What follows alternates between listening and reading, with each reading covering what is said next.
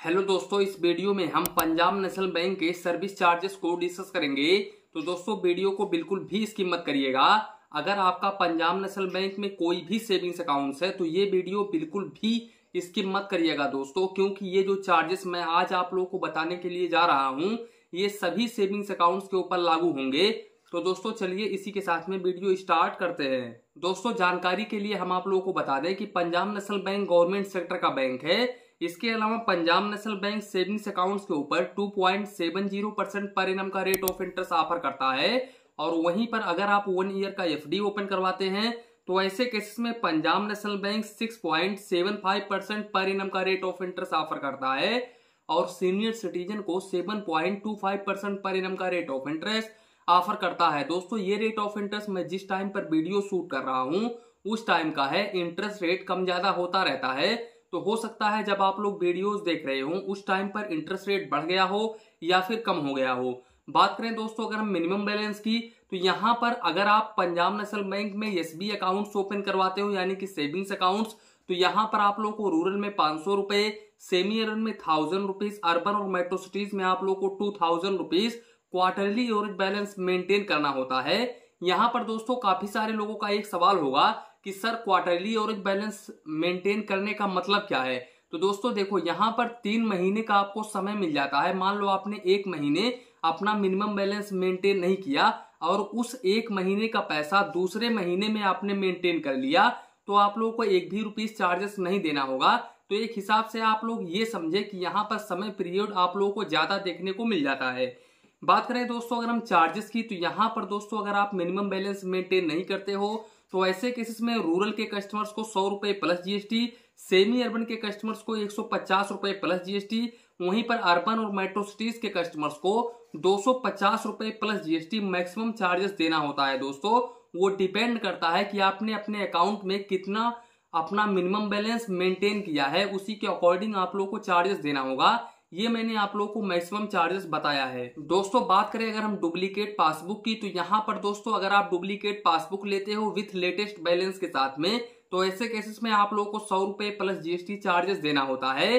और वहीं पर अगर आप उस पासबुक पर ओल्ड रिकॉर्ड छपवाते हो तो ऐसे केसेस में पर एंट्रीज का आप लोगों को 2 रुपीज पर एंट्रीज के हिसाब से आप लोगों को चार्जेस देना होता है। और मिनिमम आप लोगों को 100 रुपए प्लस जीएसटी, मैक्सिमम आप लोगों को 1000 रुपए तक चार्जेस यहाँ पर देना पड़ जाता है। दोस्तों इसके अलावा अगर हम चेकबुक को डिस्कस करें तो यहाँ पर आप लोग को 20 पेज का चेकबुक यहाँ पर पंजाब नेशनल बैंक पर फाइनेंशियल ईयर बिल्कुल फ्री में ऑफर करता है सेविंग्स अकाउंट्स के ऊपर। अब यहाँ पर अगर आप एक्स्ट्रा चेकबुक लेते हो तो ऐसे केसेस में आप लोग को 4 रुपए प्लस जीएसटी पर लीव्स यानी कि पर पेज का चार्जेस देना होता है। हालांकि अगर आप डिजिटल माध्यम से यानी कि पीएनबी 1 एप्लीकेशन के माध्यम से अप्लाई करते हो तो ऐसे केसेस में आप लोगों को 3 रुपए प्लस जीएसटी पर लीव्स यानी कि पर पेज का चार्जेस देना होता है दोस्तों, तो इस बात का ध्यान रखें। इसके अलावा दोस्तों अगर आप अकाउंट क्लोज करवाते हैं विथ इन 14 डेज के अंदर, तो ऐसे केसेस में आप लोगों को कोई भी चार्जेस नहीं देना होता है। और अगर आप अकाउंट क्लोज करवाते हैं 14 डेज के बाद में यानी कि अकाउंट ओपन होने के 14 दिन के बाद में और 1 साल के अंदर, तो ऐसे केसेस में आप लोगों को 300 रुपए प्लस जीएसटी चार्जेस देना होता है। तो इस बात का ध्यान रखें। इसके साथ साथ दोस्तों अगर आपने पंजाब नेशनल बैंक में आरडी ओपन करवा रखा है और आप उसको क्लोज करवाना चाहते हैं, तो यहाँ पर अगर आप उस आरडी को ओपन करने के 14 दिन के बाद में क्लोज करवाते हैं और 1 साल के अंदर क्लोज करवाते हैं, तो ऐसे केसेस में आप लोगों को 100 रुपए प्लस जीएसटी चार्जेस देना होता है। इसी के साथ साथ दोस्तों अगर आप डीडी अप टू 10,000 रुपए तक बनवाते हैं पंजाब नेशनल बैंक के सेविंग्स अकाउंट्स के ऊपर, तो ऐसे केसेस में आप लोगों को कोई भी चार्जेस नहीं देना होता है। हालांकि अगर आप 10,000 रुपए से 1 लाख रुपए तक का डीडी बनवाते हैं तो ऐसे केसेस में आप लोगों को 4 रुपए पर 1000 के हिसाब से आप लोगों को चार्जेस देना होता है और मिनिमम आप लोगों को 50 रुपए प्लस जीएसटी चार्जेस देना होता है। तो इस बात का आप ध्यान रखें। इसके अलावा दोस्तों अगर हम बात करें कैश हैंडलिंग यानी कि कैश डिपॉजिट की, तो दोस्तों अगर आपने पंजाब नेशनल बैंक में रेगुलर सेविंग्स अकाउंट ओपन करवा रखा है या फिर कोई भी सेविंग्स अकाउंट ओपन करवा रखा है और दोस्तों आप पंजाब नेशनल बैंक के ब्रांच से कैश डिपॉजिट करते हैं या फिर दूसरे ब्रांच से कैश डिपॉजिट करते हैं, तो ऐसे केसेस में आप लोगों को 3 ट्रांजेक्शन पर मंथ बिल्कुल फ्री में प्रोवाइड किया जाता है। यानी कि 3 बार आप पैसे डिपॉजिट कर सकते हो पंजाब नेशनल बैंक के ब्रांच में। अगर आप 3 बार से 4 बार कर लेते हो तो ऐसे केसेस में आप लोगों को 50 रुपए plus GST per transaction charges देना होता है। हालांकि दोस्तों यहाँ पर 3 ट्रांजेक्शन तो इन्होंने दे दिया है, लेकिन दोस्तों पर डे यहाँ पर अप टू 1 लाख रुपए से अधिक नहीं होना चाहिए। दोस्तों per day up to 1 lakh रुपए तक ही कैश डिपॉजिट आप कर सकते हैं, तो इस बात का ध्यान रखें। अगर आप इस लिमिट को क्रॉस करते हैं तो ऐसे केसेस में दोस्तों 1 रुपीज पर 1000 के हिसाब से आप लोगों को चार्जेस देना होगा और मिनिमम 50 रुपए प्लस जीएसटी चार्जेस देना होगा, तो इस बात का आप ध्यान रखें। इसके अलावा दोस्तों अगर हम बात करें कैश विड्रॉवल की कि आप पंजाब नेशनल बैंक के ब्रांच से कितने बार पैसे निकाल सकते हैं, तो यहाँ पर दोस्तों आप मंथली 5 बार पैसे निकाल सकते हैं। और अगर आप इस लिमिट को क्रॉस करते हैं तो ऐसे केसेस में 2 रुपए पर 1000 के हिसाब से आप लोगों को चार्जेस देना होगा, तो इस बात का आप ध्यान रखें। बात करें दोस्तों यहाँ पर आरटीजीएस, एनईएफटी, इसके अलावा आईएमपीएस की, तो यहाँ पर दोस्तों अगर हम ऑनलाइन की बात करें तो आरटीजीएस में आप लोगों को 49 रुपए प्लस जीएसटी ऑनलाइन चार्जेस देना होता है अगर आप ऑनलाइन आरटीजीएस करते हैं तब। और एनईएफटी बिल्कुल नील है, एनईएफटी आप फ्री ऑफ कॉस्ट ऑनलाइन कर सकते हैं पंजाब नेशनल बैंक में। लेकिन अगर आप आईएमपीएस करते हैं तो ऑनलाइन करते हैं तो यहाँ पर 10 रुपए आप लोगों को चार्जेस देना होता है।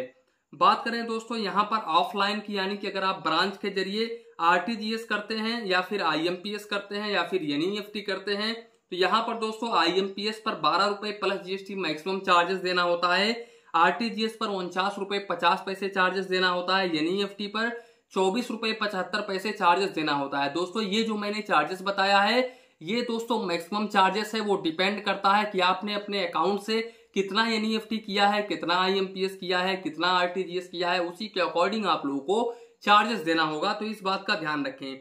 बात करें दोस्तों अगर हम एसएमएस अलर्ट की, तो यहाँ पर आप लोगों को 25 पैसे पर एसएमएस चार्जेस देना होता है, लेकिन 15 रुपए प्लस जीएसटी क्वार्टरली यानी कि प्रति 3 महीने में चार्जेस देना होता है मैक्सिमम, तो इस बात का ध्यान रखें। दोस्तों बात करें अगर हम एटीएम कार्ड की, तो यहाँ पर Punjab national bank savings account के ऊपर क्लासिक वेरिएंट का डेबिट कार्ड ऑफर करता है, जिसकी एनुअल फीस होती है 150 रुपए प्लस जीएसटी। दोस्तों अगर हम इस एटीएम कार्ड के लिमिटेशंस की बात करें तो यहाँ पर दोस्तों वन टाइम में आप 20,000 रुपए निकाल सकते हैं। हालांकि दोस्तों एक दिन में आप 25,000 रुपए निकाल सकते हैं, लेकिन वन टाइम में 20,000 रुपए ही निकाल सकते हैं और 60,000 रुपए तक आप ऑनलाइन ट्रांजेक्शन कर सकते हैं।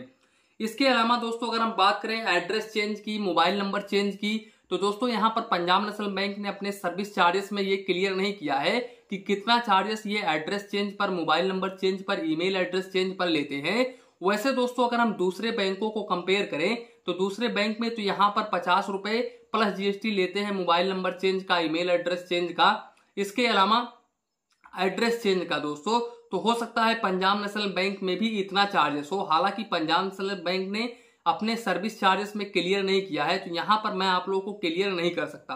तो दोस्तों यही था पंजाब नेशनल बैंक का सर्विस चार्जेस।